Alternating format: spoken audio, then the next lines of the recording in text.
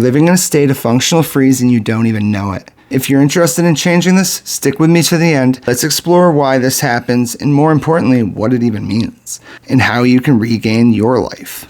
Tell me if this sounds familiar.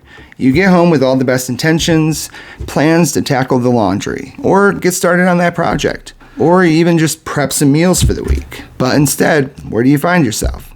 Eating more than you meant to, again, binge watching the latest show because it feels like the only thing you have energy for, and then you wonder, why the hell can't I make myself get up and do the things I want to do? Here's why. You're living in a functional freeze, a cycle that many people, especially the neurodivergent community, struggles with. Let me break it down for you. A functional freeze happens when your nervous system flips between two states, on, off. Pretty simple. When you're on, your fight or flight response is in overdrive. You're going, and you're running on pretty much cortisol and adrenaline, white-knuckling your way through tasks, telling yourself things like, I'm lazy if I stop, or I need to be more productive because I'm not enough. It works for a while, but it's unsustainable. Then as soon as you're done, that switch flips and you're off. And what happens? Your nervous system crashes into a conservative mode to recover from the stress that you've been putting it under. That's when you find yourself scrolling on your phone, glued to the couch, procrastinating for hours. It's not because you're lazy. It's your nervous system shutting down because it's been pushed too hard. And here's where it can get tricky. For neurodivergent individuals, this cycle can feel even more intense. Your brain's already navigating sensory overload, executive dysfunction, and rejection sensitivity. So your fight or flight response is pretty hard to control. And the freeze states last longer. The worst part for many of us, we try to push through it with shame. Come on, just get up. You're lazy. Come on.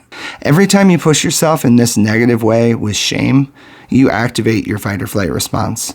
Yes, you may shame yourself through the first few tasks, but it's wreaking havoc on your nervous system. It's flooding your body with stress hormones, increasing inflammation, and leading to burnout. Shame doesn't teach you true grit. I know a lot of people that think grit is forcing yourself to do something when you don't want to do it. No, that just keeps you stuck in a loop of being overwhelmed and then crashing. And all those plans you had, stay planned. So what's the solution? Well, you got to start working with your nervous system, not against it. And here's how. First, start off with calming techniques like splashing cold water on your face is a good one. It activates the dive reflex, grounding exercises, meditations, breathing slowly, especially breath work. Breath work can stop that fight or flight response in its tracks because your breathing regulates your heart rate, which regulates your nervous system. And learn to rest without guilt. Rest isn't failure. Actually, it's quite essential. If you didn't have the time to recover and rest, you would never be successful during your awake hours. So take intentional breaks to reset instead of waiting until you crash. And you gotta reframe the mindset of when things get tough, stop shaming yourself.